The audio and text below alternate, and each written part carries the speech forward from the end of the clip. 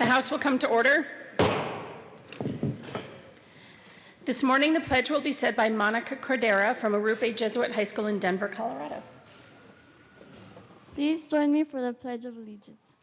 I pledge allegiance to the flag of the United States of America and to the republic for which it stands, one nation, under God, with liberty and justice for all.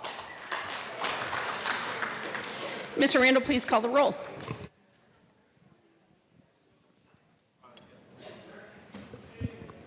Representatives Arndt, Baisley, Benavides, Byrd, Bockenfeld, excused, Buck, Buckner, Buenteo.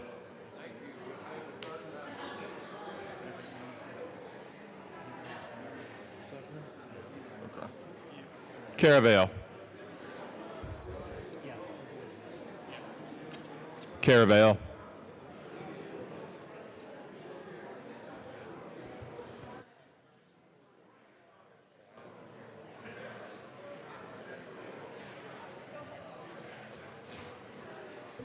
Excused. Carver. Catlin. Champion. Good morning. Coleman. Cutter. Duran. Escar. Representative Escar. Excused. Exum. Good morning. Froelich. Garnett. Geithner.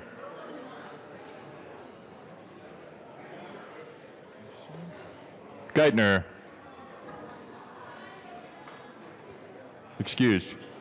Gonzalez Gutierrez. Oh. Gray. Herod. Holtorf. Hooten. Hooten. Excused. Humphrey. Jackson. Harquez Lewis. Kennedy.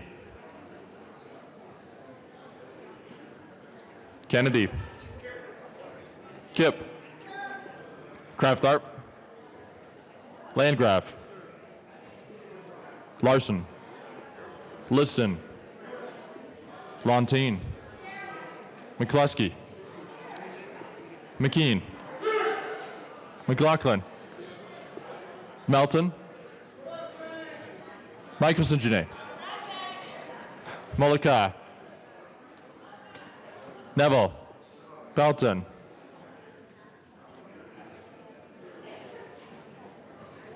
Pelton. Ransom.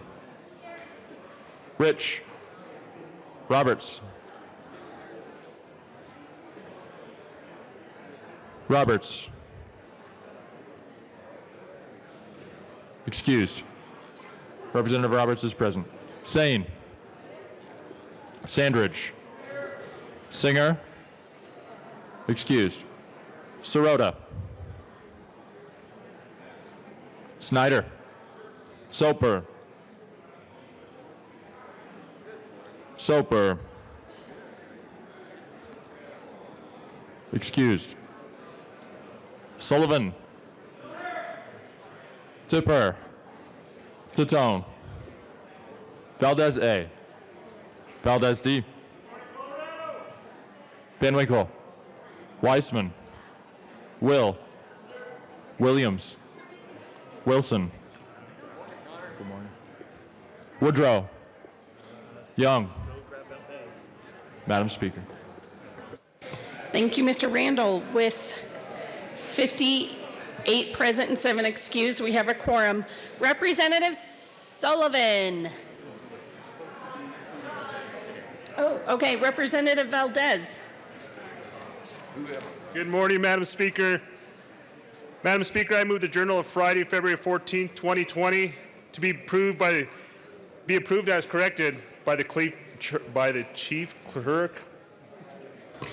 All those, you've heard the motion. All those in favor say aye. Aye. All opposed say no. The motion passes. Announcements and introductions. Anyone? Representative Michelson Janae. Thank you, Madam Speaker. Members, just a heads up, tomorrow is Civil Air Patrol Day, and between 8 and 9 a.m. in the North Foyer, there will be donuts and coffee. Did you hear me say donuts? Tomorrow morning, 8 o'clock, come meet the Civil Air Patrol people. Also tomorrow, we'll be recognizing Alzheimer's Day. So if you have anything purple in your wardrobe, they would appreciate recognizing them by wearing purple. Thank you. Representative Harrod. Thank you, Madam Speaker. Members of the Finance Committee, we will be meeting on Thursday. Upon adjournment, we will be hearing bills 1118, 1139, and 1236. Representative McLaughlin.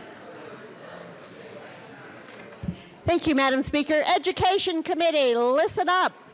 Today we only have one bill, 1275, and on Thursday we only have two bills, 1235 and 1280. We'll see you there. Representative Landgraf. And Carver. Thank you, Madam Speaker. Members, I'm going to do like Jim and beat on the podium and get your attention. How about that? Thank you. That's much louder. Members, we have some very important nurse leaders here today from Penrose St. Francis down in the Springs, and I'm going to introduce some, and Representative Carver will introduce the other. Starting with Roseanne Scabona, and she is the Vice President and Chief Nursing Officer. And then we have Stacy Creel, the Assistant Chief Nursing Officer. Manuel Paz Soldan, Director of Perioperative Services. Representative Carver. Michelle Hobbs, Director of Emergency Services. Rosemary Myers, Director of Quality Care. And Victoria Broerman, Program Manager of Patient Experience. Members, if you would join us in welcoming them to the chamber.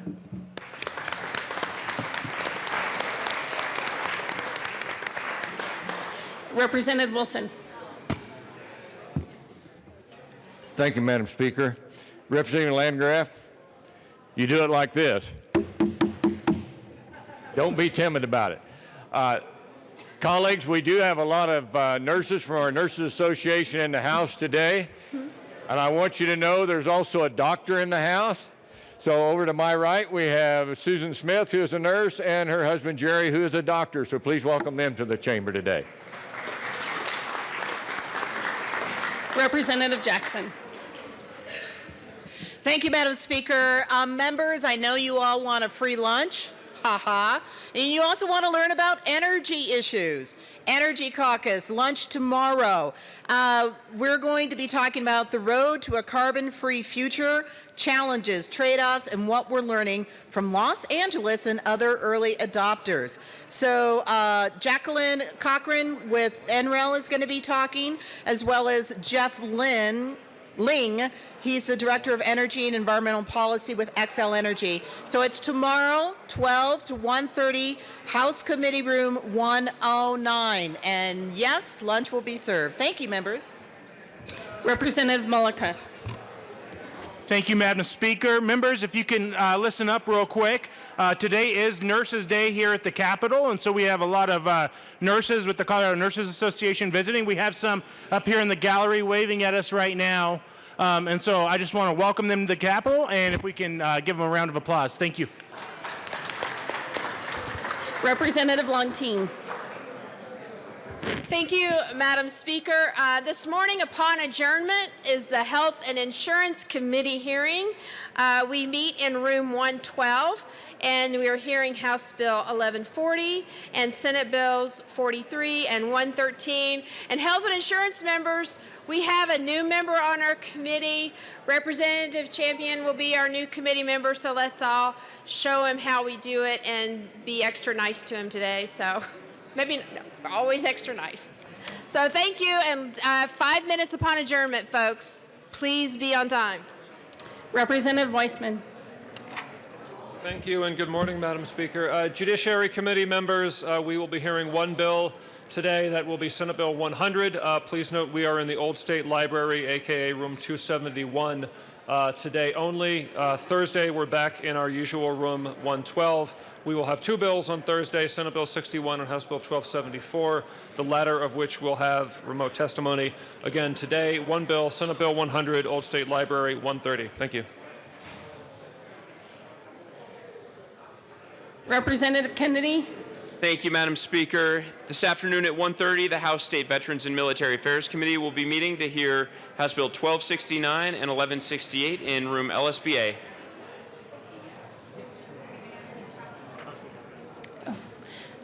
Representative Liston. Thank you, Madam Speaker. Members, I have a couple of announcements. On your desk is a flyer here. Besides having our good nurses here today, we have our friends from the emergency medical services, the EMS professionals, and their directors and managers are here. You see the gentlemen, ladies and gentlemen, in their nice uniforms. And also there is a legislative reception tonight at the U Club for all of us from 5 to 8 down the street. So if you'd like to get to know the people who also save our lives besides the good nurses, come meet the EMS people. And members, if I can have your attention, I have a personal message that I'd like to share with you all. Members, it's with great sadness that I'm going to be announcing my resignation. As you know, I have a family farm down in Texas, and so I learned over the weekend that all you have to do is just throw seeds on the ground and kick a little dirt, and then stuff just grows to the ceiling. So I'm going to be taking advantage of the family farm and become a farmer. So thank you very much. Wow. Representative Melton.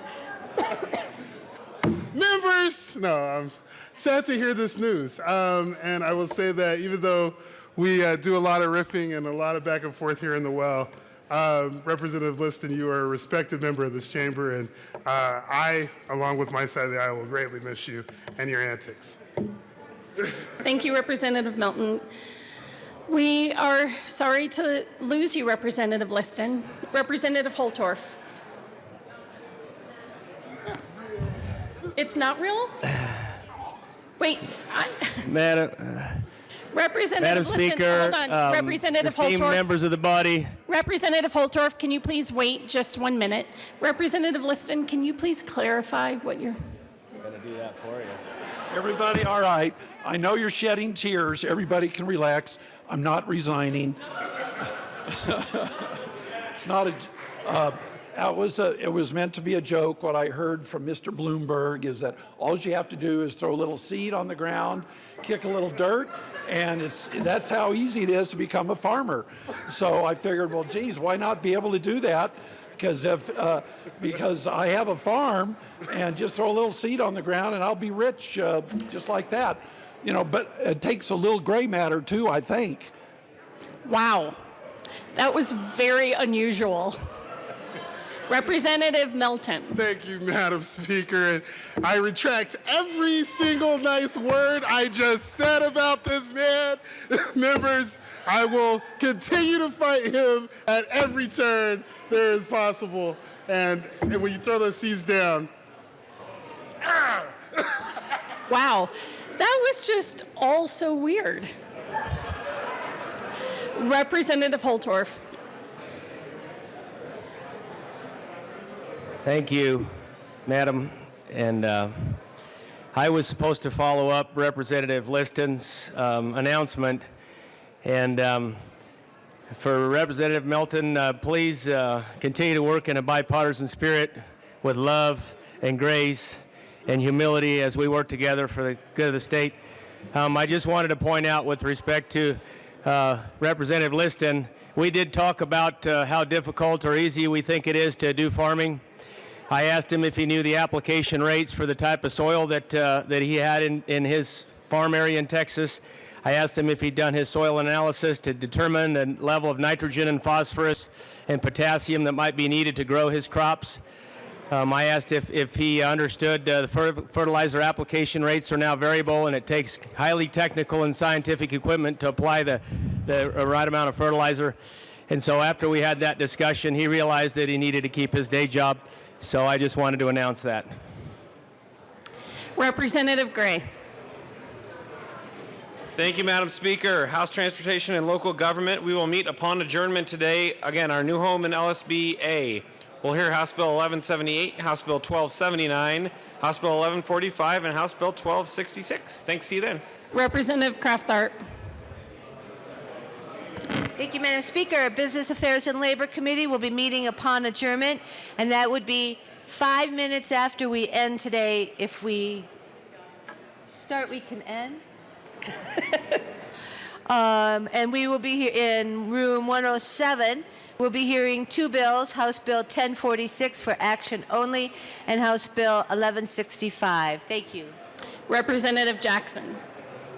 Thank you, Madam Speaker. Members, I know that oftentimes we have a little bit of high blood pressure in this building. Do we not?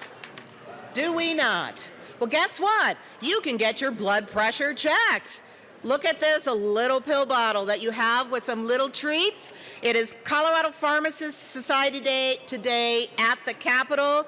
Please join them for lunch in House Committee Room 109 starting at 11:30. Just want to tell you a little bit about these people who help to save all of your lives. The Colorado Pharmacists Society is over 800 member pharmacists, technicians, and associated pharmacy professionals. They are here in the gallery today.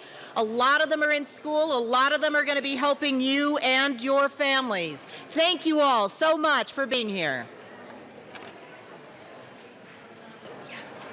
Okay, members, can I please have your attention? So I have been letting introductions go without any fines, but I'm going to read you the rule, or actually summarize the rule for you on introductions, and then starting tomorrow, you're going to get fined. So introductions are supposed to be limited to school groups and classes, to family members, former members, or other elected officials and foreign dignitaries, members of the military, or others who have died in combat, firefighting capacity, and the like.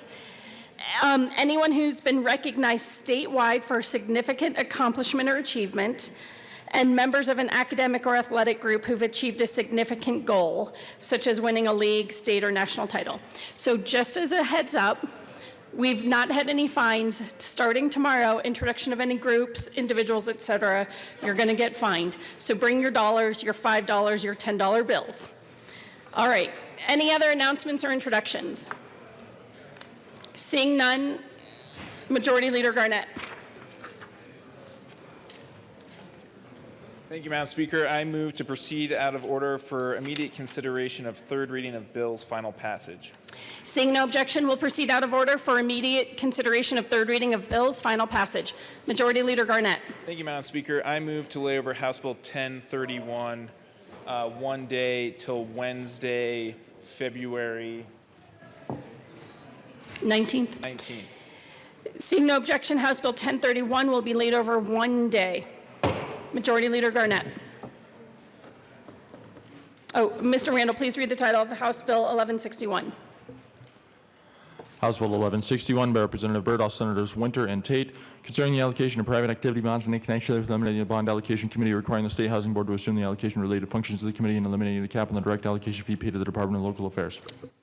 Majority Leader Garnett. Thank you, Madam Speaker. I move for the passage of House Bill 1161 on third reading and final passage. The question before us is the passage of House Bill 1161 on third reading and final passage. Is there any discussion? Seeing none, Mr. Randall, please open the machine and members, please vote.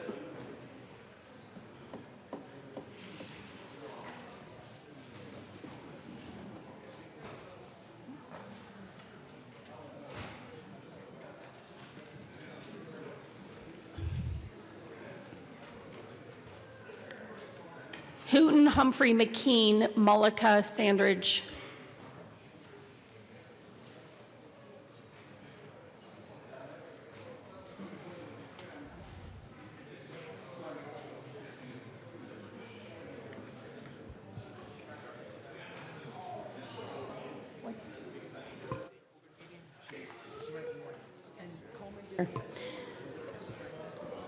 Representative Hooten is excused. Representative Coleman.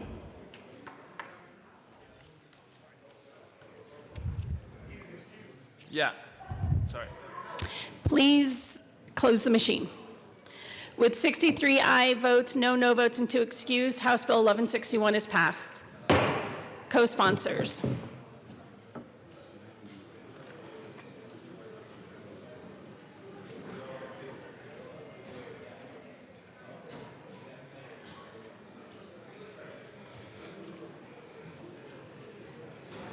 Please close the machine. Mr. Randall, please read the title of Senate Bill 34. Senate Bill 34 by Senators Moreno and Zenzinger, also Representatives McKean and Arndt, concerning the change in the date by which the Statutory Revision Committee is required to report annually to the General Assembly. Majority Leader Garnett. Thank you, Madam Speaker. I move for the passage of Senate Bill 34 on third reading and final passage. The question before us is the passage of Senate Bill 34 on third reading and final passage. Is there any discussion? Seeing none, Mr. Randall, please open the machine, and members, please vote.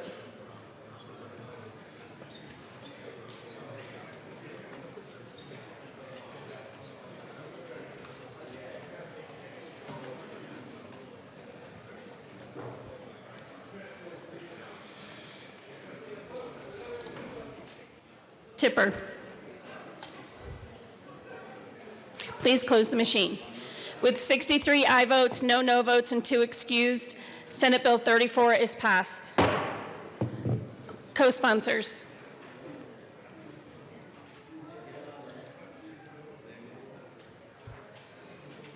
Please close the machine. Mr. Randall, please read the title of House Bill 1057.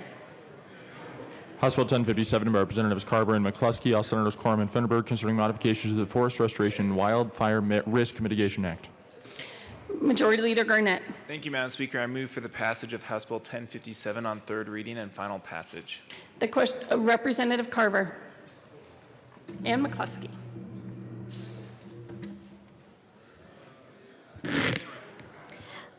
Thank you, Madam Speaker. I ask permission to offer a third reading amendment. Please proceed with the explanation of your third reading amendment. Thank you, Madam Speaker. This is to include the provision that the local match, whether it's the 50% match or the 25% match, that gifts, grants, and donations are authorized. And again, ask for permission to offer this amendment. So members, we haven't done a third reading amendment so far this year, and if you recall, they first asked permission to do the third reading amendment, and then after that we vote on the third reading amendment. So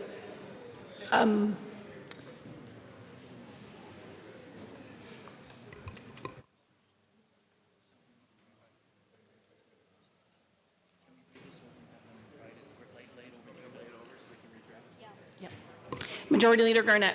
Thank you, Madam Speaker. I move to lay over House Bill 1057 till the end of the third reading calendar to allow the drafter enough time to draft the proper amendment for third reading. Seeing no objection, House Bill 1057 will be laid over to the end of the third reading calendar.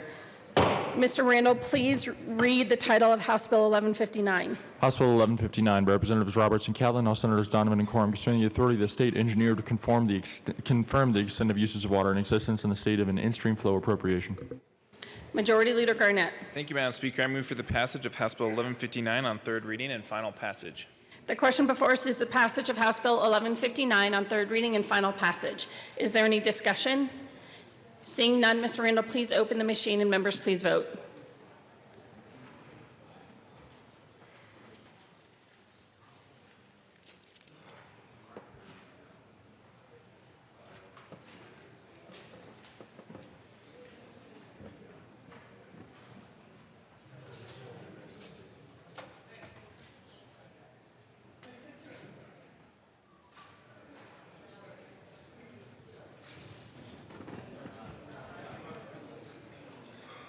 Please close the machine. With 63 aye votes, no votes, and 2 excused, House Bill 1159 is passed. Co-sponsors.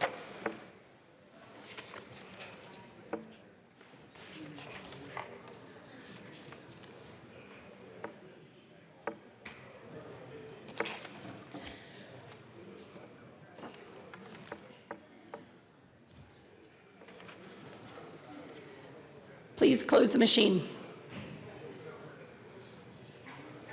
Mr. Randall, please read the title of House Bill 1181. House Bill 1181, Representatives Arndt, McKenna, Senators Moreno, and Woodward concerning the repeal of the fuel tax exemption for nonprofit transit agencies. Majority Leader Garnett. Thank you, Madam Speaker. I move for the passage of House Bill 1181 on third reading and final passage. The question before us is the passage of House Bill 1181 on third reading and final passage. Is there any discussion? Seeing none, Mr. Randall, please open the machine and members please vote.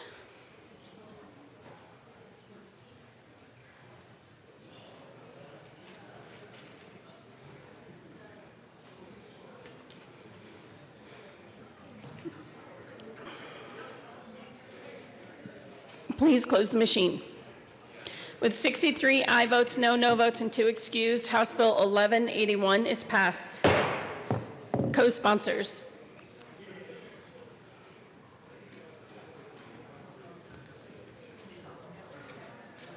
Please close the machine. Mr. Randall, please read the title of Senate Bill 11. Senate Bill 11 by Senators Heisey and Winter, also Representatives Catlin and Valdez D, concerning permanent authorization for third-party providers to perform vehicle identification number verification inspections for commercial vehicles.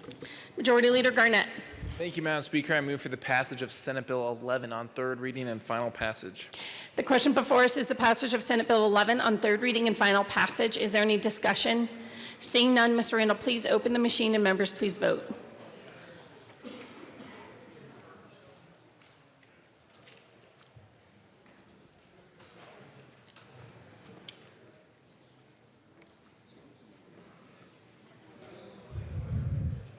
Lantine Benavidez.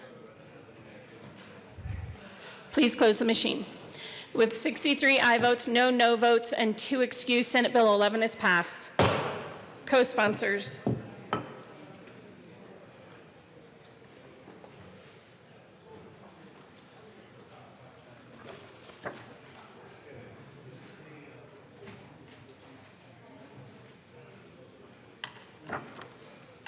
Please close the machine.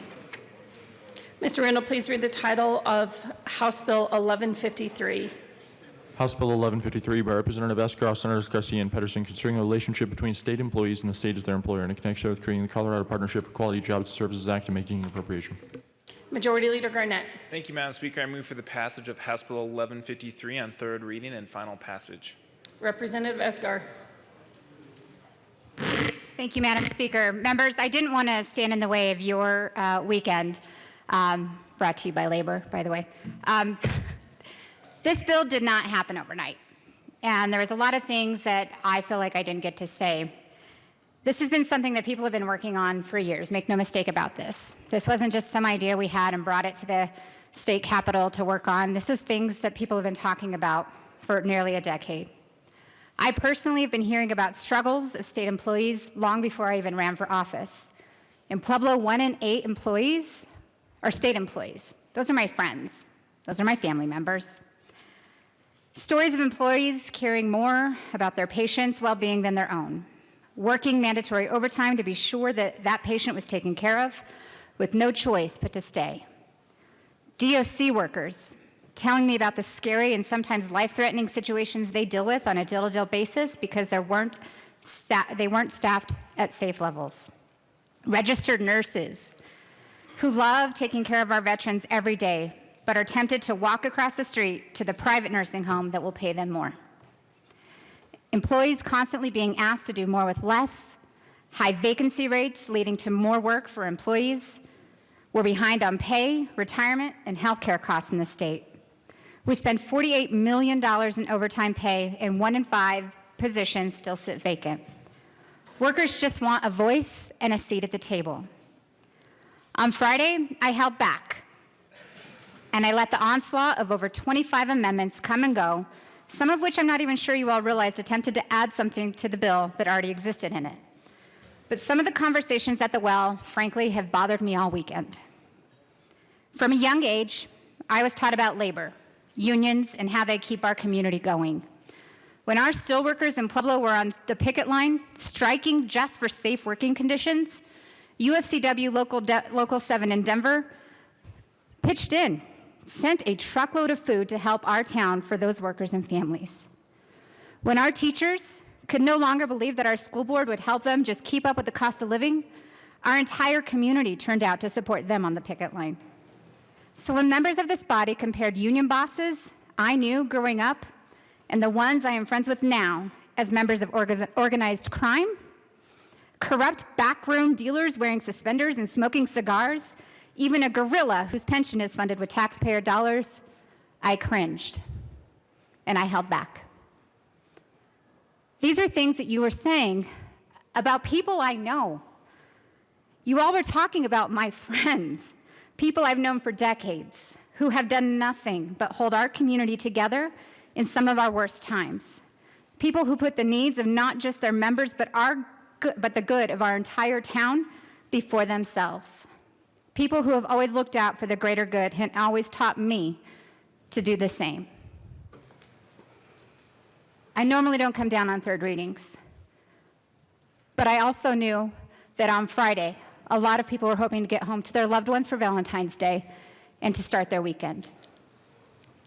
I apologize for taking your time this morning, but I felt it was my duty to stand up for these people who I know and who I love personally and took it as personal attacks against themselves. Thank you for your time this morning, members, and I urge, again, an aye vote on this bill. Minority Leader Neville. Thank you, Madam Speaker. And members, I can't urge enough a no vote on this bill. The fact of the matter is we have to remember who we are here to serve, and that is the citizens of our great state. The lack of transparency in this bill is rather disturbing. To give the authority of a designee from the governor the ability to go in and negotiate in a closed room without us even having transparency to that process. Never to mention, it's not the governor himself, but his designee, so an unelected person goes in to negotiate on behalf of all citizens of this great state. And we're doing this without letting them vote on it? We don't even give the press the ability to do a Cora afterwards to find out what happened in the negotiations? All that's exempt. The lack of transparency in this bill is rather disturbing, and we have to remember, above all, who we serve, and that is the citizens of this great state. We have great employees that work for the state that also serve those citizens, but that's what we have to remember. That's who we're negotiating against. We're negotiating against the citizens of our state, and they don't even get to see the process. For that reason and many others, I can't urge a no vote enough. Representative Fultorf.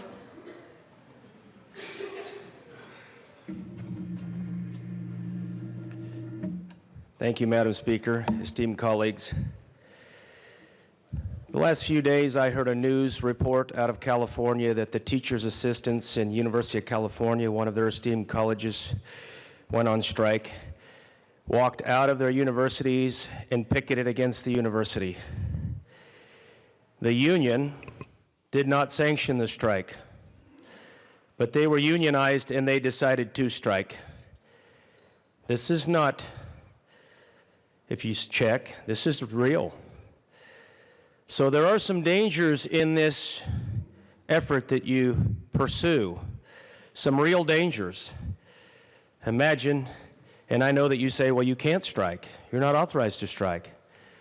But what if they take it to the extension in the ultimate weapon of collective bargaining and unionization? Do they need permission? Will they break the law? Many people break the law every day in this state, either unintentionally or intentionally, because they don't respect the law. Many people in this country don't respect our laws and continue to violate them because sometimes they think the law doesn't matter, or it doesn't apply to them, or it applies to somebody else and they are a preferred or exempt category because for whatever reason. I won't get into that debate. But I will tell you there is some danger. I'm not saying this legislation is bad. There are some very good parts of this legislation. But without transparency, without the proper tools for negotiation, we're going to have problems. Now, we can't erase history. There is history out there that says there are some dangers. And I'm not advocating that strong-armed criminal elements would come into Colorado to try to exert their power or influence. I have been to the Mob Museum in Las Vegas. If you ever go there, you should visit this great museum. It is unbelievable, as I spent almost 4.5 hours in a museum I thought I would spend about an hour and a half in, to see what can happen in this great country if things don't go the way the government, in this case the federal government, would like for them to go. So I urge caution, I urge consideration. I know that nobody wanted to consider any amendments on Friday that were presented. Some of them probably were off target, but some of them were not. So I urge a no vote. Thank you. Is there any further discussion? Seeing none, the question before us is the passage of House Bill 1153 on third reading and final passage. Mr. Randall, please open the machines, and members, please vote.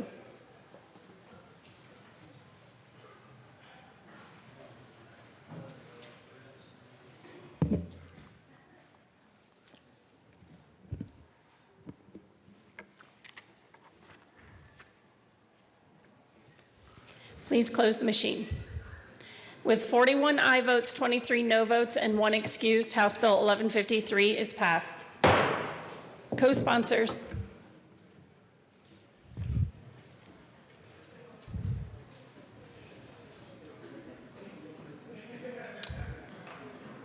Please close the machine. Mr. Randall, please, we're back to House Bill 1057. Mr. Randall, please read the title of House Bill 1057. House Bill 1057 by Representatives Carver and McCluskey, all Senators Quorum and Finberg, concerning modifications to the Forest Restoration and Wildfire Risk Mitigation Act. Majority Leader Garnett. Thank you, Madam Speaker. I move for the passage of House Bill 1057 on third reading and final passage. Representative Carver and Representative McCluskey. Thank you, Madam Speaker, and appreciate the indulgence as we get the amendment to a third reading amendment. Request permission to offer this amendment. Again, this would allow the locals who have either a 50% or 25% match to utilize gifts, grants, and donations. Representative, okay. The question before the House is Representative Carver's and McCluskey's request for permission to offer a third reading amendment to House Bill 1057. Is there any discussion? Seeing none, Mr. Randall, please open the machine, and members, please vote.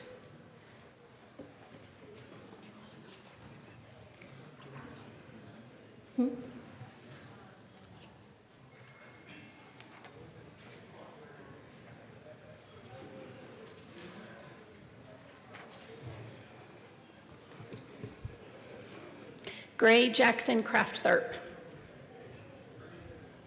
Please close the machine. With 62 aye votes, 2 no votes, and 1 excuse, permission to offer a third reading amendment is granted. So now we are back to, someone actually needs to move the amendment.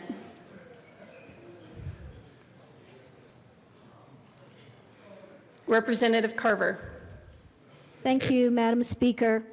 I'm feeling like this amendment just really doesn't want to be completed. I move L008 and ask for an aye vote. The question before us is the passage of L amendment to House Bill 1057, L008. Is there any further discussion? Seeing none, Mr. Randall, please open the machine, and members, please vote.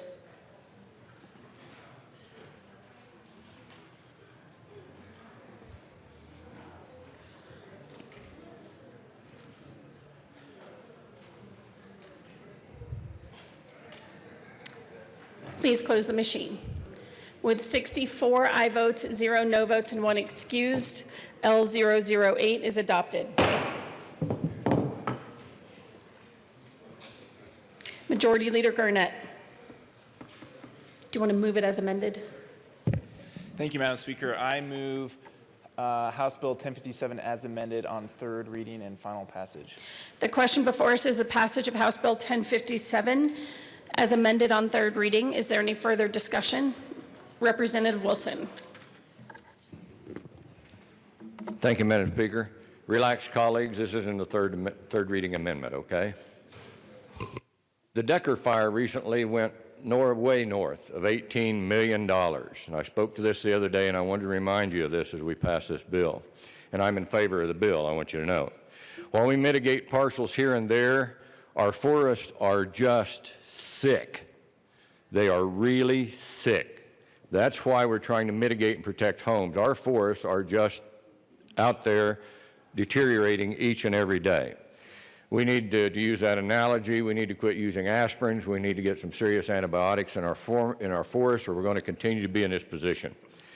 Don't fool yourself that this bill solves the problem. We'll vote for it. I'll vote for it. And we've mitigated a little bit, helped to ease the mitigation. I thank you for that, Representative McCluskey and Representative, where'd you go? There you are. You moved on. Representative Carver. We're treating a symptom here, colleagues. We're treating a symptom. So I challenge you, as we do things with mitigation, to take on the real issue of managing our forests, which are just a tinderbox out there. And trust me, this summer we'll be fighting wildfires again, putting out wildfires, saving the pine beetles that will kill more of trees that will create larger wildfires. So I urge you to vote aye on this, but actually to take up the challenge of treating our forests. Thank you. Is there any further discussion? The question before us is the passage of House Bill 1057 as amended on third reading and final passage. Mr. Randall, please open the machine and members please vote.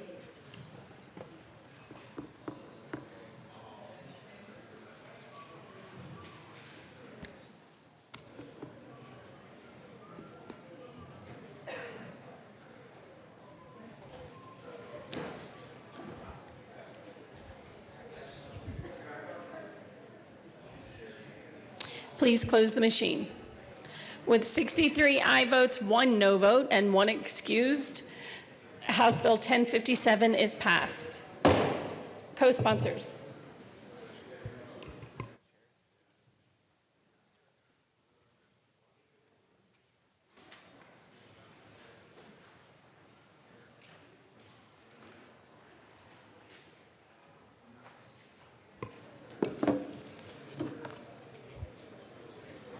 Please close the machine. That brings us to special orders. Second reading of bills. Representative Tipper.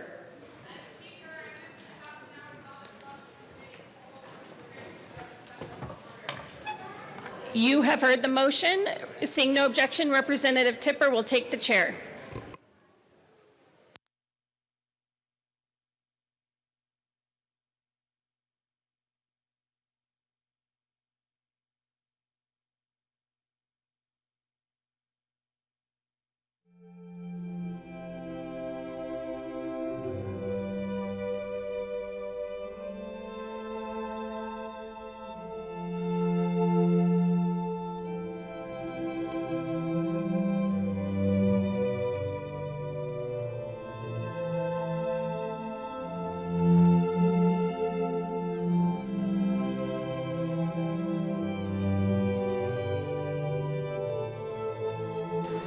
The committee will come to order.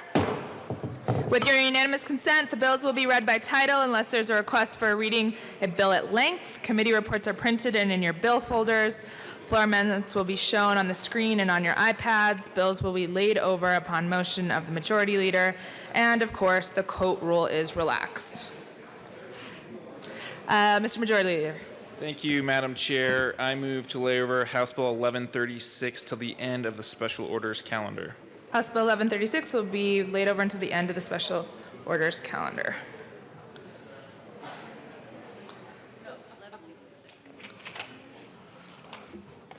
House Bill 1166. Ms. Randall, please read the title. House Bill 1166 by Representatives Art and McKean, House Senator Tate, concerning necessary statutory amendments due to the automatic repeal of an Enterprise Zone Act income tax credit for new business facility employees. Representative Martin. Thank you, Madam Chair. I move House Bill 2011-66. There is no committee report.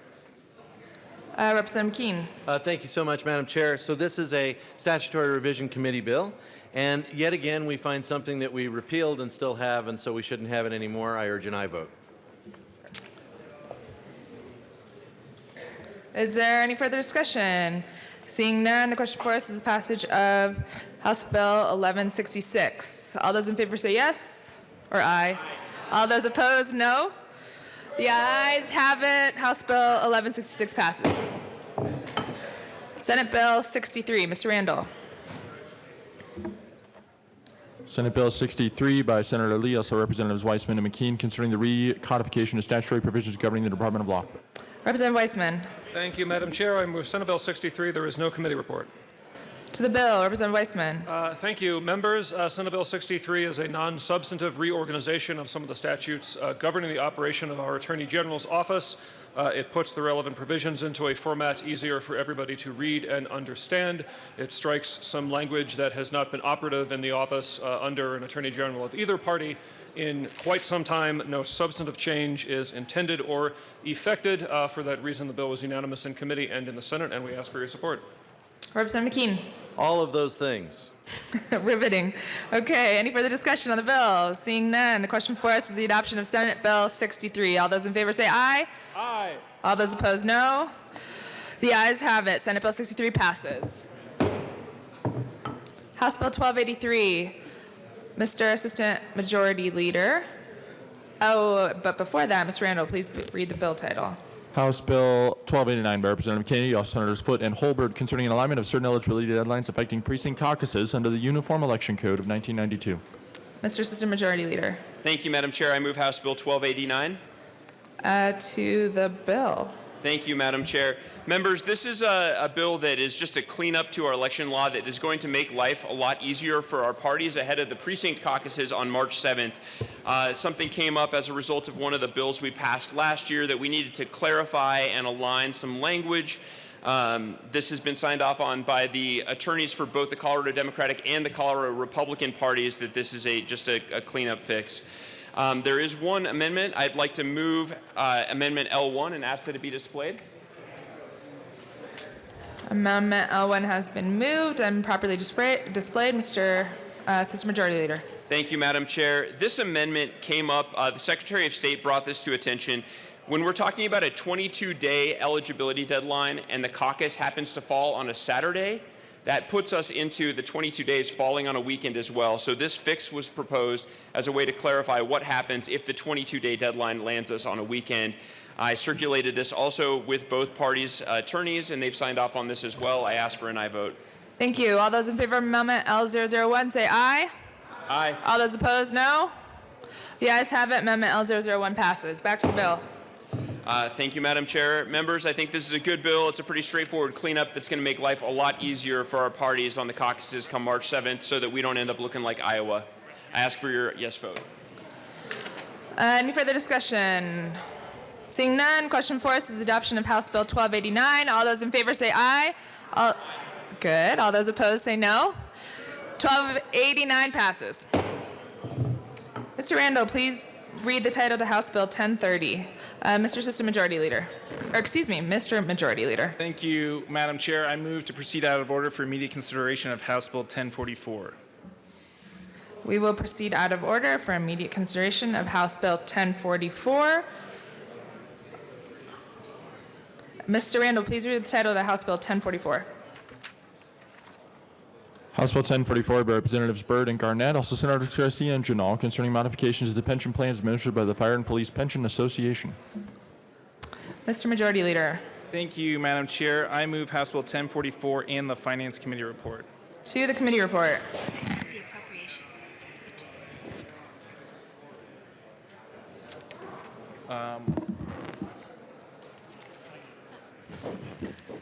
Yeah, but there was another report. Oh, okay. Thank you, Madam Chair. We ran an amendment in the Finance Committee to remove the general fund obligation, and it was just a simple amendment, and I would urge an aye vote on the committee report. Any further discussion on the amendment?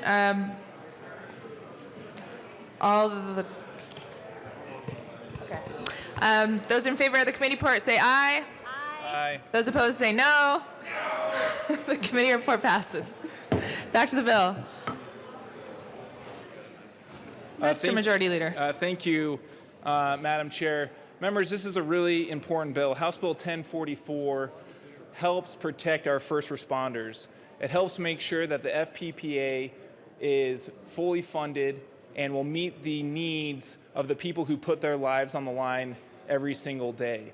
This has been a result of a lot of work, a task force that met in the interim. This is actually an interim committee bill. It's an honor to run this with Representative Byrd and to do this on behalf of the people who constantly put their lives on the line for us. I am excited to be here, and I would urge an aye vote on House Bill 1044. Representative Byrd. Thank you, Madam Chair. Members, I am so proud to sponsor House Bill 1044. This strengthens and protects the critical pension, death, and disability funds that our state's firefighters and police depend upon. Members, these funds are critical to the recruitment and retention of these critical first responders and law enforcement officials upon whom each person in our state depends for our personal safety and our public safety. I urge you to vote yes to protect these funds and enable the FPP board to continue its responsible management of this pension.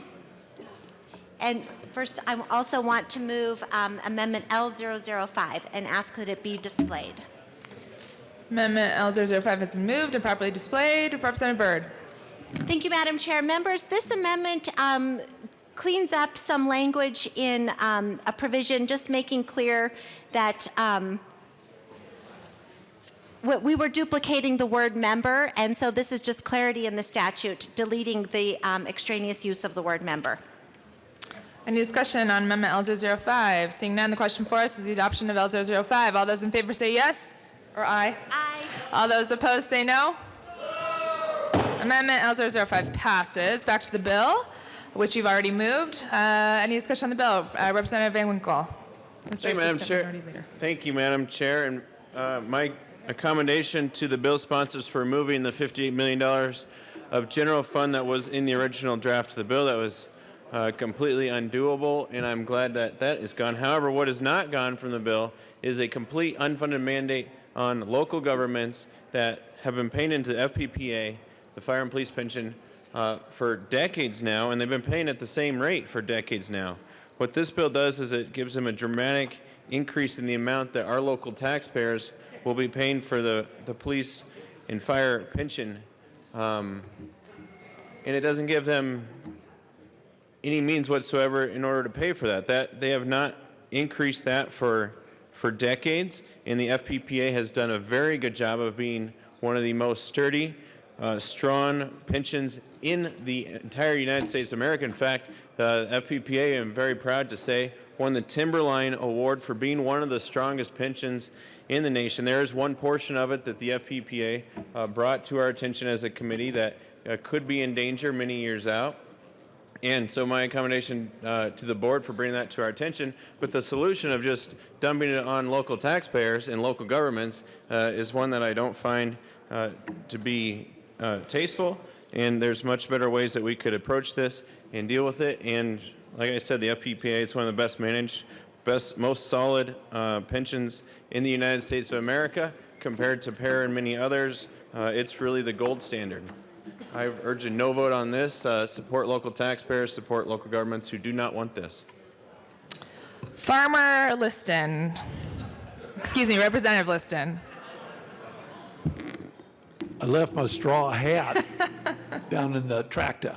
I do have a question. Thank you, Madam Chairman. I do have a question for one of the bill sponsors. Several years ago, I carried several bills for the FPPA, and to echo what Representative Van Winkle said, it's my impression, or it was a few years ago, that the FPPA pension was very solidly funded. In fact, it was for a while, it was, I'll say, overfunded.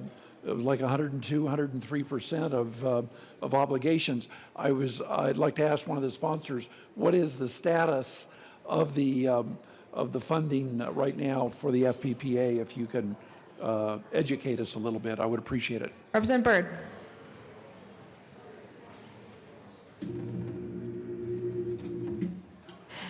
Thank you, Madam Chair. Members, this fund is in very good shape, but plan costs have increased.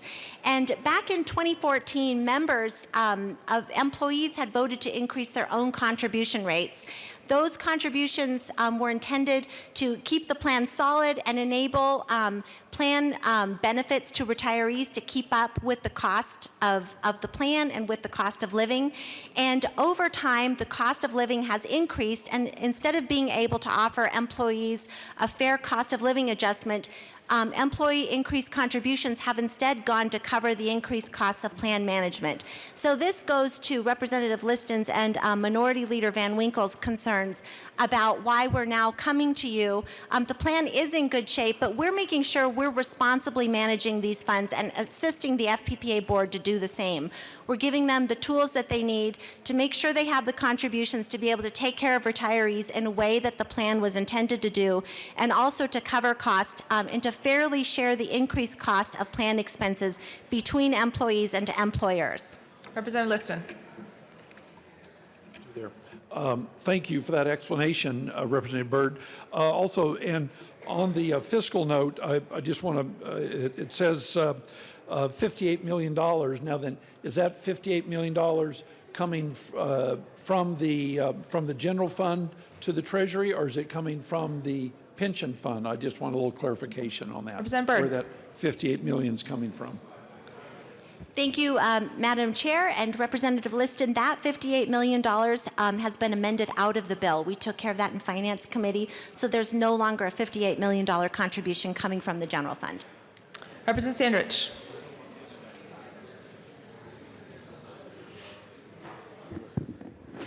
Thank you, Madam Chair.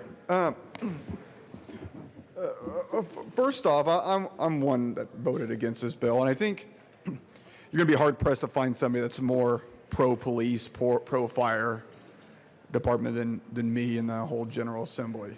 The issue I have with this bill is not, do the police and fire deserve it? They 100% deserve it. They probably deserve a heck of a lot more. I'm sure they're in situations that we can never pay them back for what they do. But it's how we deal with this. And it looks like, I know from my city, this will be a big bill on Colorado Springs. And I contacted some of our city councilmen, and they said they haven't really had any communication. Seems like they haven't had a seat at the table. If they're going to pay for it, and when I say they're, it's the taxpayers they're representing in Colorado Springs. If you're going to force this bill on them, maybe you should have them have a seat at the table. Each city has a lot of bills going on, a lot of things they need to pay for. And I think when you're going to slap this bill on them, they would prefer a seat at the table. I can't imagine any city not being pro-police, pro-fire. And I think the intention is well, but I think there needs to be more communication with the city instead of forcing this upon them. Thank you. Is there any further discussion on 1044? Seeing Representative Van Winkle. Thank you, Madam Chair. Members, once again, the employer contribution, as in the taxpayers and local governments since 1980, has been 8%. What this bill will do is raise it to 12%. Local governments and taxpayers, there's a better way to do this, members. We could sit down at a table, we could have discussions. There were no discussions. It was brought to the Interim Committee in one piece. We really should do a better job for our firefighters, for our police officers, for our local governments, because it's putting it all on the local taxpayers and not asking for buy-in from anywhere else to fix this apparent problem that may be coming in decades ahead is the wrong way to do it. So I urge a no vote. Representative Wilson. Thank you, Madam Chair.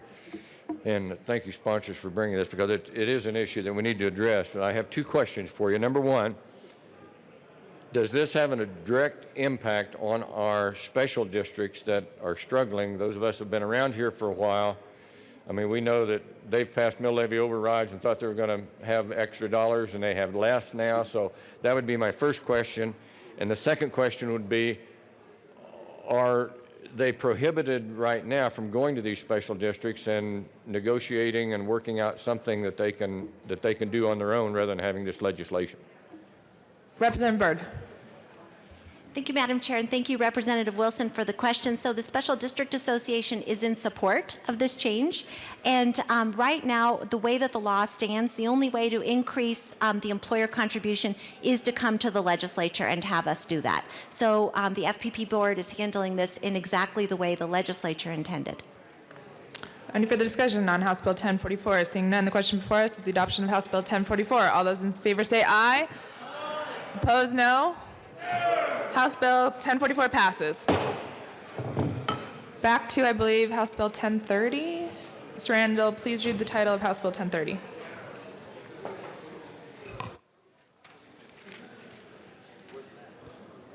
House Bill 1030 by Representatives Valdez D. and Gray, House Senator Scott and Heisey, concerning the creation of a single annual fleet overweight permit for a commercial vehicle motor vehicle fleet that includes both vehicles that have a quad axle grouping and vehicle combinations with a trailer that is 2 or 3 axles. Representative Valdez. Thank you, Madam Chair. I move House Bill 1030, and there's no committee report. Thank you. To the bill. Thank you, Madam Chair. This bill allows a fleet owner that has a fleet consisting of vehicles from both of these categories to apply for a single annual fleet overweight divisible load permit for both quad axle vehicles and 2/3 axle vehicles. The combined permit would have an annual cost of $3,000 versus an annual cost of $2,000, which each of the 2 different vehicle configurations as of today, and I'm waiting for my bill sponsor to come forward. With that, I move House Bill 1030. All right. Any further discussion on House Bill 1030? Representative Holtorf, come on down.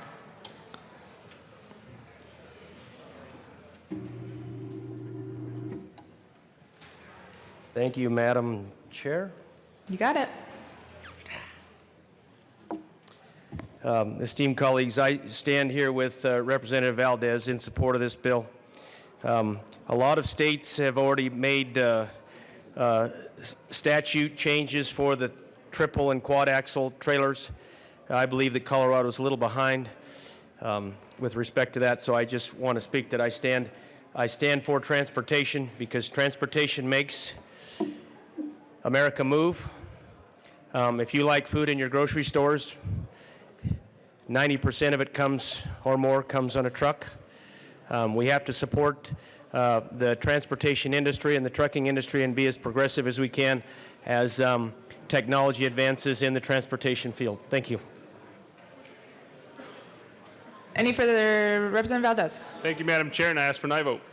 Any further discussion on House Bill 1030? Seeing none, the question for us is the adoption of House Bill 1030. All those in favor say aye. Aye. Opposed, no. The ayes have it. House Bill 1030 passes. Mr. Randall, please read the title of House Bill 1007. House Bill 1007 by Representatives Coleman and Buentello, also Senator Fields, concerning increasing the diversity of Colorado's educators in elementary and secondary public schools. Representative Coleman. Thank you, Madam Chair. I move House Bill 21007, an Education Committee report. I'm sorry, the Appropriation Committee report. To the Appropriations report. Thank you, Madam Chair. The Appropriations Committee report simply allocated the funding for this bill, and we ask for an aye vote. Question for us is the adoption of the Appropriations report. All those in favor say aye. Opposed? No. Appropriations report overwhelmingly passes. To the Education report. Thank you, Madam Chair. The committee report allows interested stakeholders to make nominations and recommendations on who should serve on this work group, and we ask for an aye vote. Any discussion on the Education report? Seeing none, question for us is the adoption of the Education report. All those in favor say aye. Aye. Opposed, no. Education report passes. Back to the bill. Representative Coleman. Thank you, Madam Chair. House Bill 21007 concerning increasing diversity of Colorado's educators was also prime sponsored by my colleagues Rep. Mateo, Senators Field and Lundeen, directs the Department of Education and Higher Education to convene a work group to investigate barriers to preparation, retention, and recruitment of a diverse educator workforce. We're proud to say that it was unanimously passed out of Education Committee, but that said, we do have an amendment. We ask that I move Amendment L003 and ask it to be properly displayed. Amendment L003 has been moved and is properly displayed. To the amendment.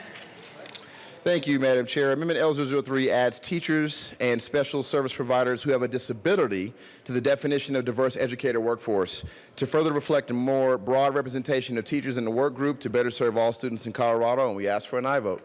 Any further discussion on Amendment L003? Seeing none, question for us is the adoption of L003. All those in favor say aye. Great. All those opposed? L003 is adopted. Back to the bill. Representative Coleman. Thank you, Madam Chair, and we ask for an aye vote. Representative Mateo. Thank you, Madam Chair. I would just like to thank my co-sponsor, Representative Coleman, for all his hard work on this bill. You know, as former state representative, Dr. Andy Piccioni always says, you can't always be what you can't see. And we are both so excited to offer this bill that I believe will start the progress of the teacher workforce being more reflective of the populations that we serve. I'm excited to report this bill came out of committee unanimously, and let's get this done, Colorado. Representative Liston. Thank you, Madam Chairman. Representative Coleman or Benteo, whoever, so I'm just curious because I wasn't on the Education Committee, but so how is this diversity task force going to work and what constitutes the diversity? People of different ethnicity or race, color, creed? I mean, is there going to be some kind of a quota or anything like that? If you could just elaborate on the details. Representative Coleman. Thank you, Madam Chair. So ultimately, this bill directs the Department of Education and Higher Education to convene a work group to investigate the barriers to preparation, retention, and recruitment of a diverse educator workforce. What the work group will do ultimately is include a variety of diverse perspectives, and the work group will also study the efficacy of educator preparation programs, effective strategies to assist non-certified educators who are engaged in the profession but not licensed due to financial difficulties, which is an issue, or difficulty in passing the state certification test based on the context of the examinations. And then lastly, they will research whether creating partnerships between districts and programs serving aspiring minority educators will increase educator diversity. The bill during the summer we worked on focused on addressing those issues, trying to figure out what the issues are for diversity in teacher licensure.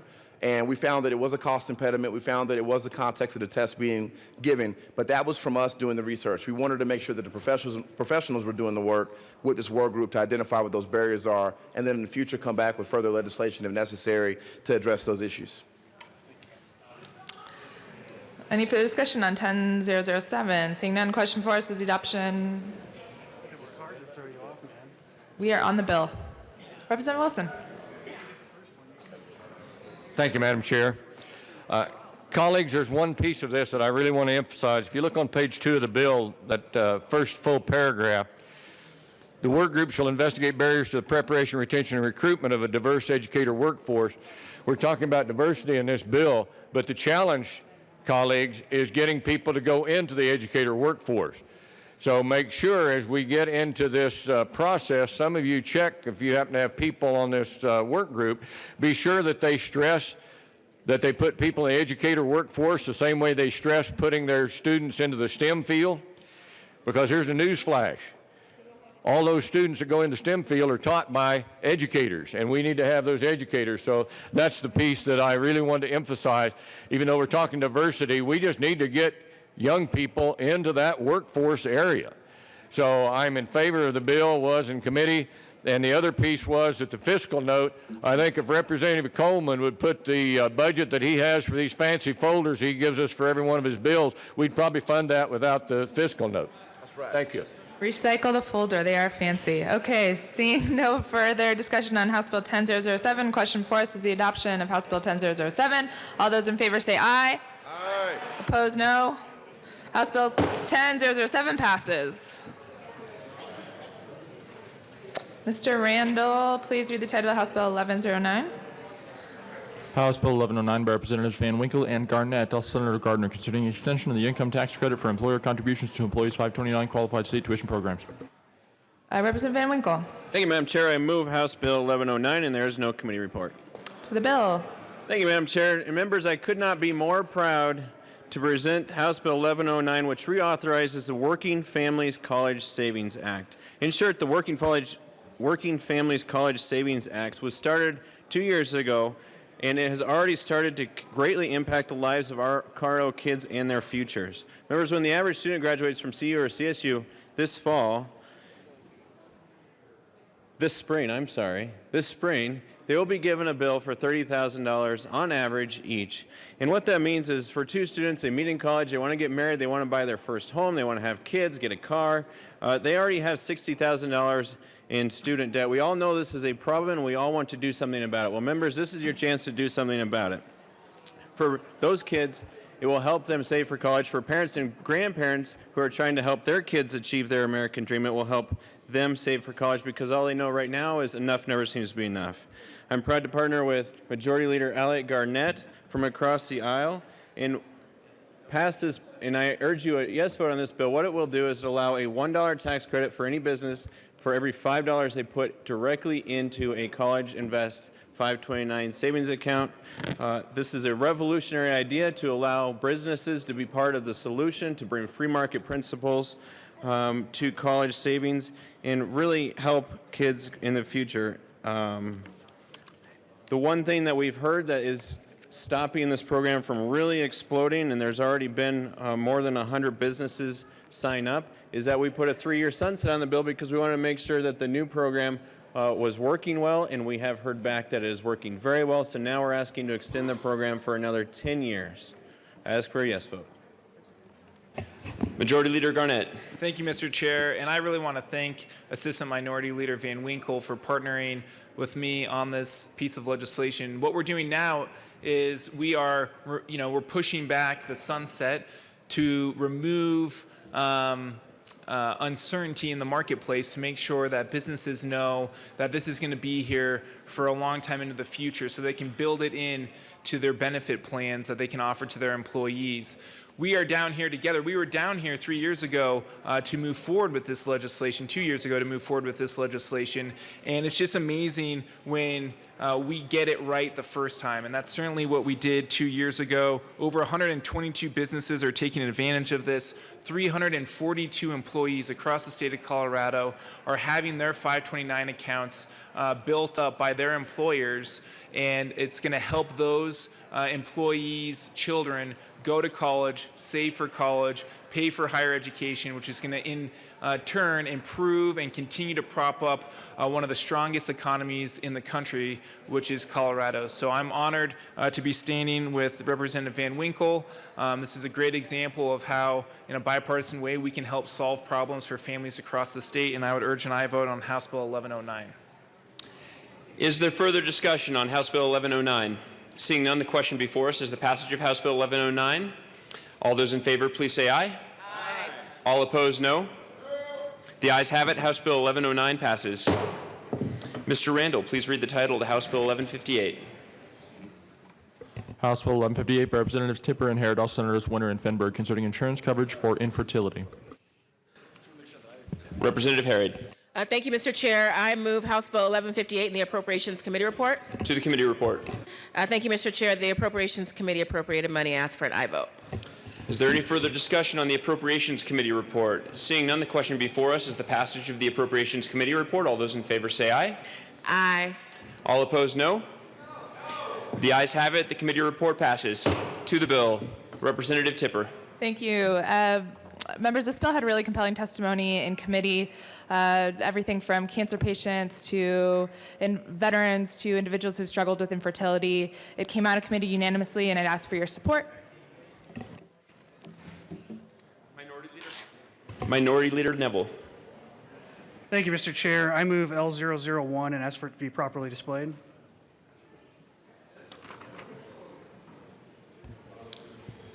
The amendment is properly before us. Please proceed.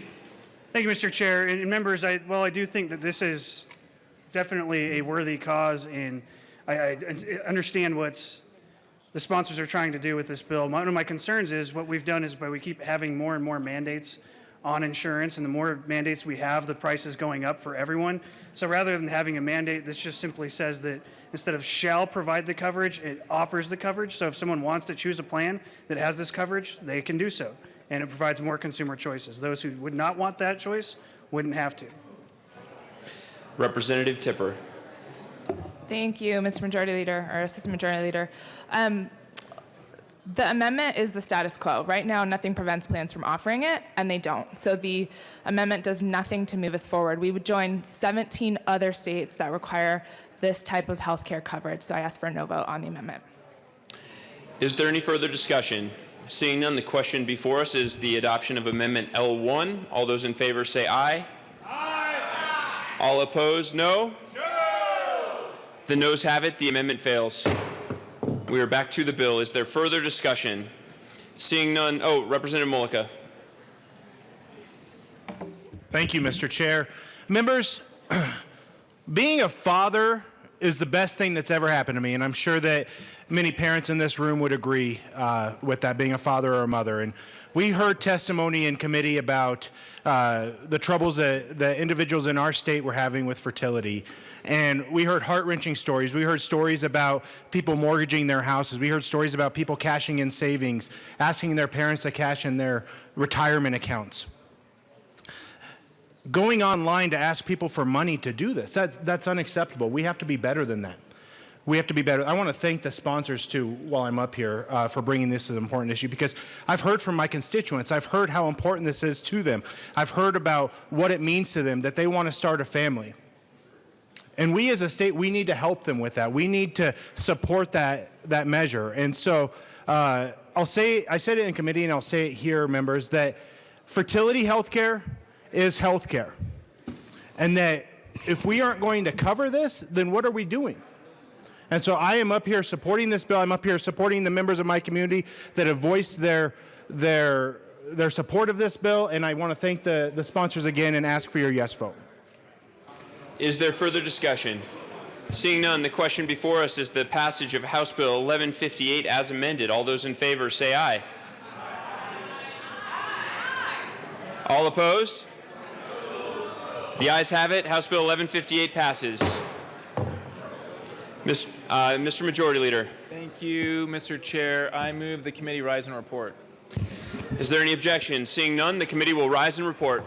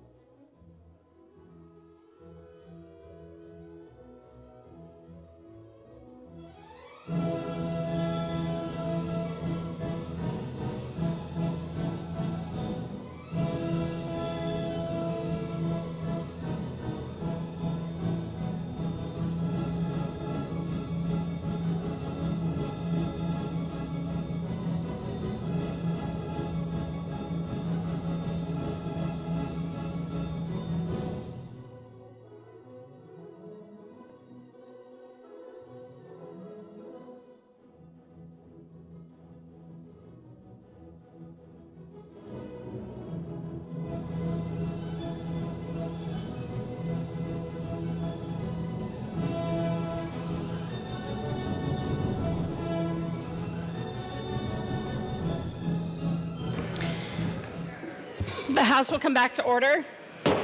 Mr. Randall, please read the report of the Committee of the Whole. Madam Speaker, the Committee of Big Sleep report has had under consideration potential for their mixed recommendations. So on House Bill 1007 is amended, House Bill 1030, House Bill 1044 is amended, House Bill 1109, House Bill 1158 is amended, House Bill 1166, House Bill 1112, House Bill 1289 is amended, passed second revised, counted for third and final passage. Senate Bill 63 is passed second revised, placed counted for third and final passage. Representative Tipper.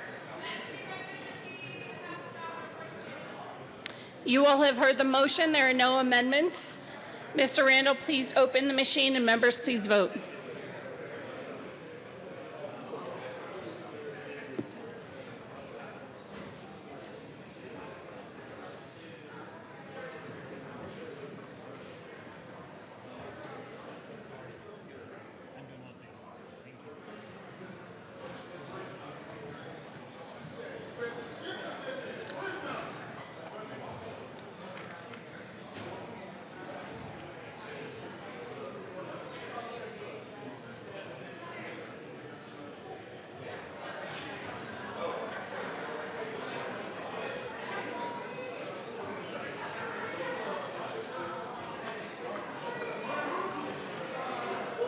Buck, Caraveo, Catlin, Geithner, Hooton, Liston, Pelton, Snyder, Soper.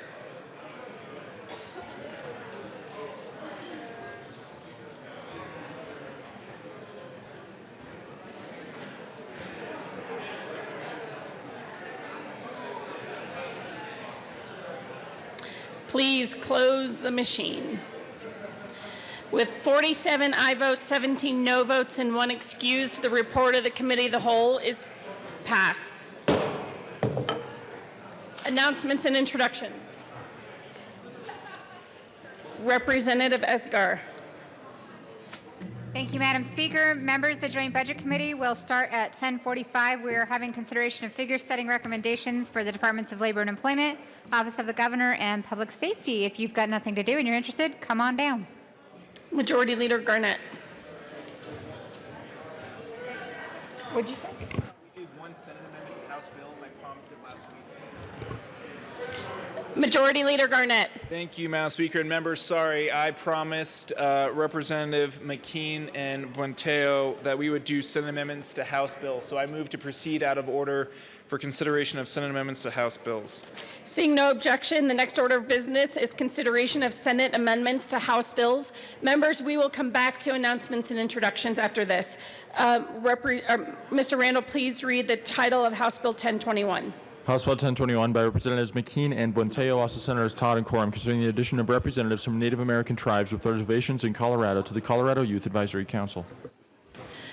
Representative McKean. Well, thank you very much, Madam Speaker. Folks, this is the first time we've done this year, so listen up. We did a beautiful job preparing a bill in this House. We had a hearing on that bill. We sent that bill to the Senate, and the Senate decided that they had some other stuff, some fixes, and actually like a capital letter that they put in here and one word.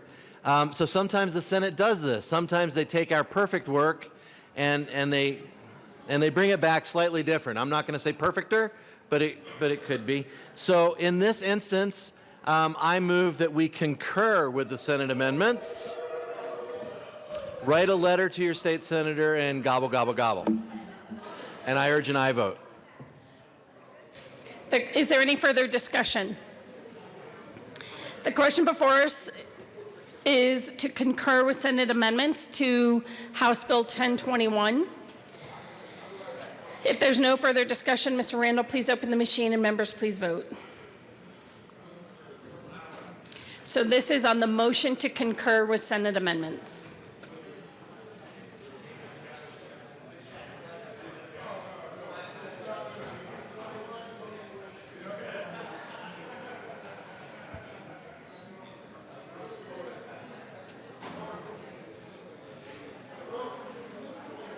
Sirota, Ransom, Landgraf.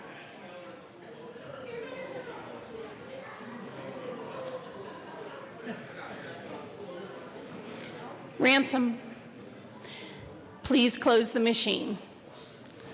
With 61 aye votes, 3 no votes, and 1 excused, The motion to concur with Senate amendments to House Bill 1021 is passed. Majority Leader Garnett. Thank you, Madam Speaker. I move for the passage of House Bill 1021 as amended. The question before us is the repassage of House Bill 1021 as amended. Any further discussion? Seeing none, Mr. Randall, please open the machine, and members, please vote.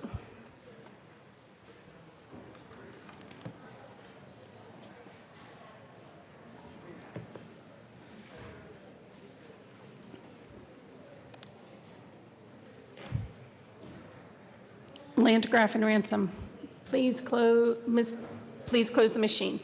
With 64 aye votes, no votes, and 1 excused, House Bill 1021 is repassed as amended. Co-sponsors.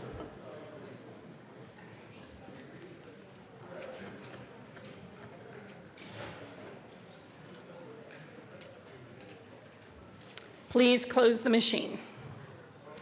That brings us back to announcements and introductions. Any other announcements or introductions? I have one. Representative Cutter will replace Representative Buckner on health and insurance today only. Representative Esgar. Thank you, Madam Speaker. Members, if this is your mug, you've left it on my desk for, I think, the entire weekend. It'll still be sitting on my filing desk for another day before I throw it away.